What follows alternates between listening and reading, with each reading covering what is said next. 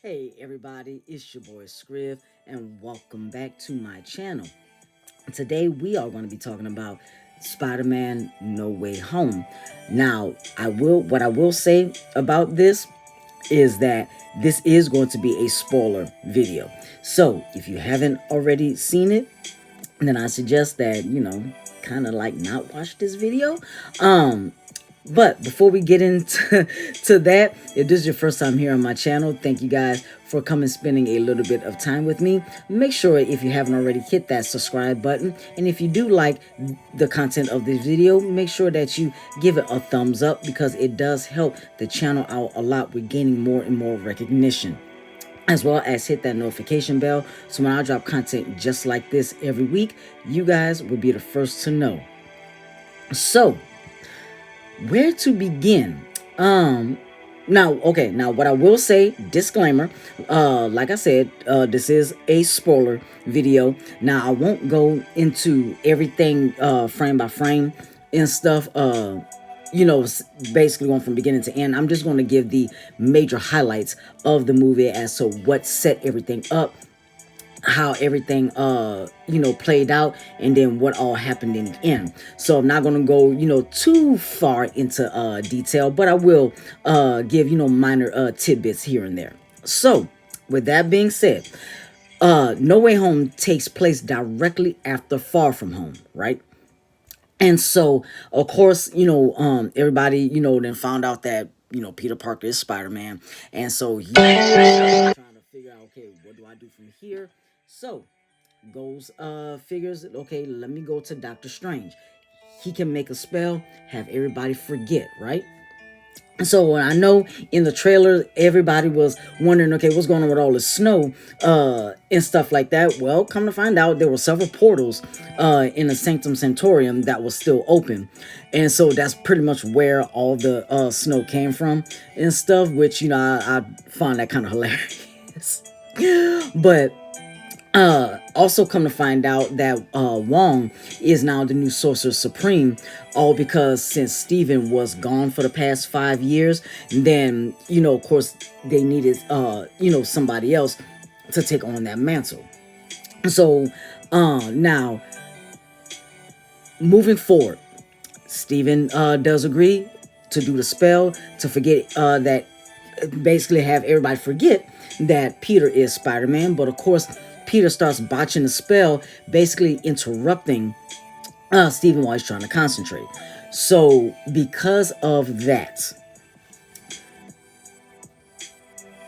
when it came to the other 5 Spider-Man movie, the Sam Raimi trilogy, as well as the Amazing Spider-Man 1 and 2, when the villains of those perspective movies wound up being defeated, of course Goblin dying, Doc Ock dying, Sandman it's kind of whisking off and stuff, and like that, right when they were being quote unquote defeated, that's when our multiverse portal opened and just pulled them in, right? So of course Doc Ock is pretty much being Doc Ock and stuff, fighting Peter on the bridge, not knowing that it's not his Peter. But then of course we saw in the trailers that Doc Ock does realize that, okay, yeah, you're not Peter, you're not my Peter. Then here comes Green Goblin, blowing everything up. Now what I will say is that I really do love the fact that William Dafoe does come back as Green Goblin, because they're like, I can't picture nobody else portraying Green Goblin other than William Dafoe. So of course he's throughout the movie still kind of going between mindsets of Osborn and then Green Goblin. And so of course Peter, MJ, as well as Ned, they're capturing all the villains that's popping up in the multiverse, or from the multiverse, locking them up. Now, in a trailer, when it comes to the box that Steven had, that was basically the I forgot exactly what what he called it, but it was basically the portal to bringing everybody back. Now, when you saw uh Peter and Stephen, in the trailers, when everything was pretty much the mirror dimension, that was because Peter and Stephen were fighting, because Peter wanted to save them. Stephen wanted to basically send them back because their fate was to be defeated by Spider-Man, even though he said to be killed by Spider-Man. But then the reason why I keep saying defeated is because when it came to the Amazing Spider-Man, Lizard, as well as I can't remember if Electro did die or not, but I know Lizard was still alive, as well as Sandman from Spider-Man 3. He never died. Only technically only, yeah, Doc Ock and Green Goblin. So two of them at odds, and Peter basically found a way to get back to his dimension from the mirror dimension. And so he winds up taking the box, as well as taking a ring that Stephen had on his finger. Now, with me saying that, keep that in mind. Like, just keep that in the back of your head. So, of course, we have what I call the downtime of the movie, of everybody trying to figure out, okay, what are we going to do? This is how we need to do it, X, Y, Z. And so, of course, everybody decides to betray Peter, all because Goblin winds up taking over again. And basically, Sandman, Lizard, as well as Electro, they basically, went on the verge of course, being a supervillain. Now, Peter did find a way to create the microchip implant device to put on the back of Doc Ock's neck. So of course he was he wound up becoming good and stuff like that again, which I did like. And so now with Electro, what I did like about what they did with Electro, with the special effects, is that with his electricity kind of surging over his body, it just, like, it was a blink and you miss it, but you did see his original electricity mask, or lightning mask, whatever you want to call it, from the comics. So I did love that Easter egg. So of course, Peter being, trying to figure out what to do and stuff like that, Ned winds up the ring that Peter had took from Stephen, winds up giving it to Ned. Not to like give it to him, but basically to, hold on to. So while MJ and Ned were trying to figure out where Peter was, Ned, said that, like, I forgot exactly what he said, but all of a sudden a portal behind him opened. And so it wound up closing. He wound up saying, oh, I wish, like something along the lines, I wish Peter was here, or whatever. And so the portal opens back up. You do see Spider-Man, you do see Peter. Now, spoiler again, this is where Andrew Garfield's Peter Parker comes in at. And so with that, I was like everybody in the theater, they was cheering in there. They're like, oh, we got Andrew Garfield and everything. I was like, we been knew that he was gonna be in it and stuff, him and Toby and stuff.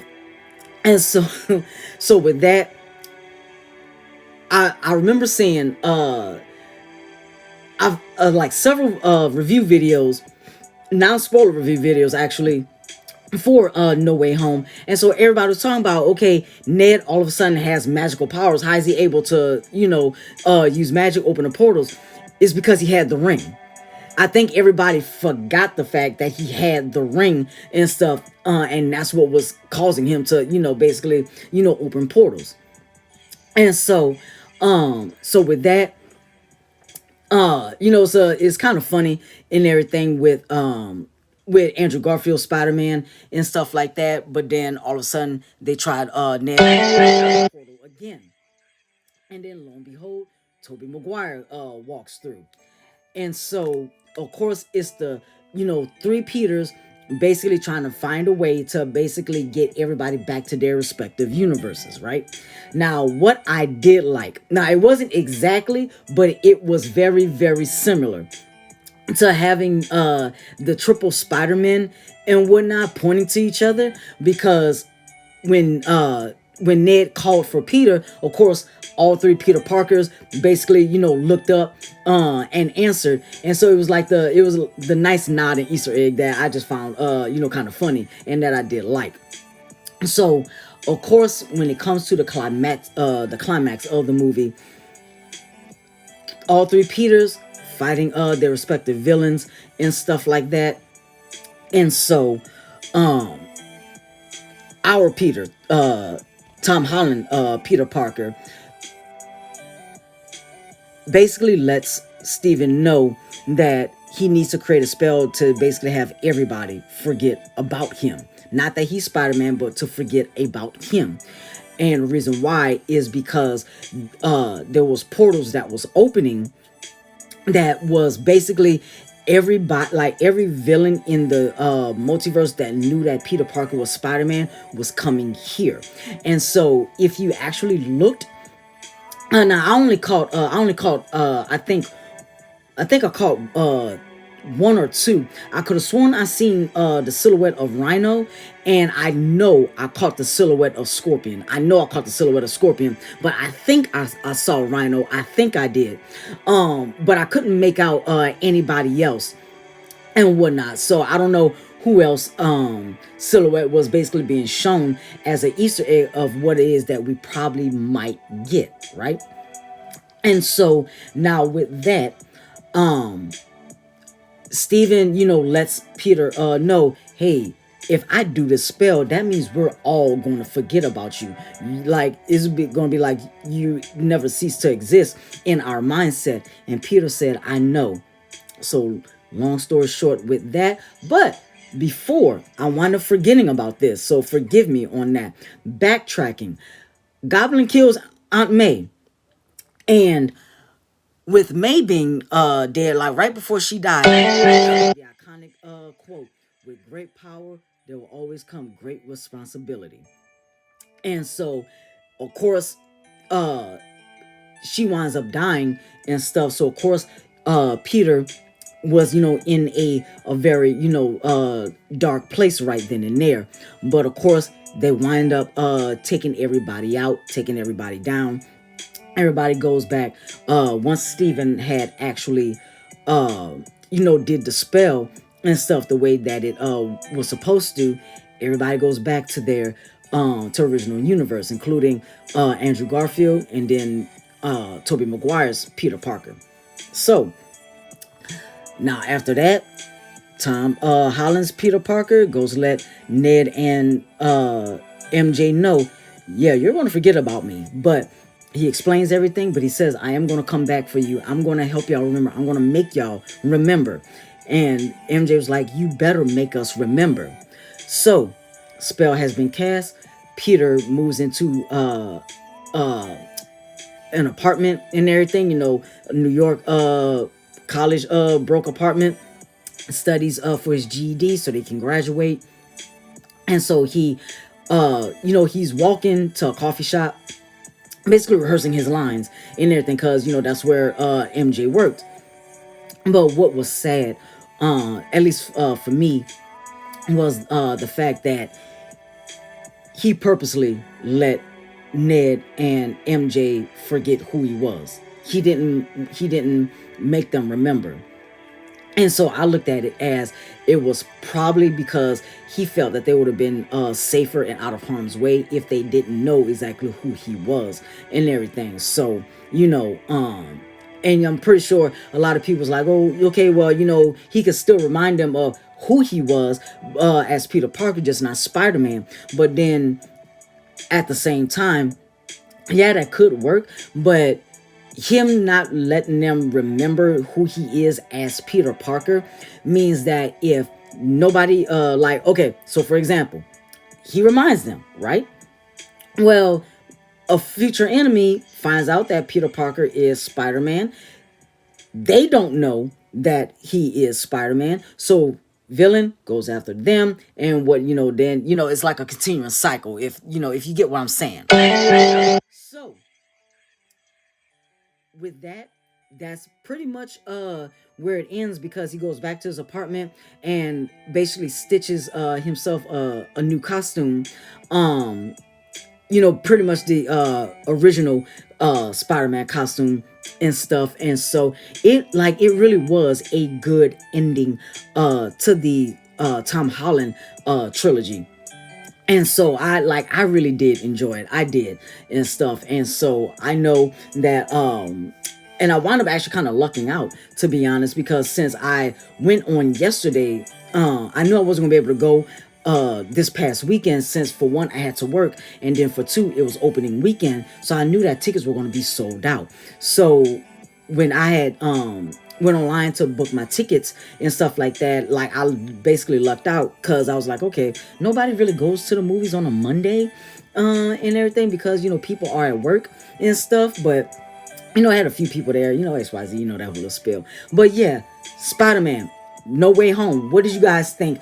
Let's hold an open conversation below in the comments and whatnot. Tell me what you thought about it. Did you like it? Did you love it? Did you hate it? Did you not care? Did you even see it just yet? Let's talk about it. So this has been your boy Scriv. I'm gonna go ahead, get on out of here, and I will see you guys next week.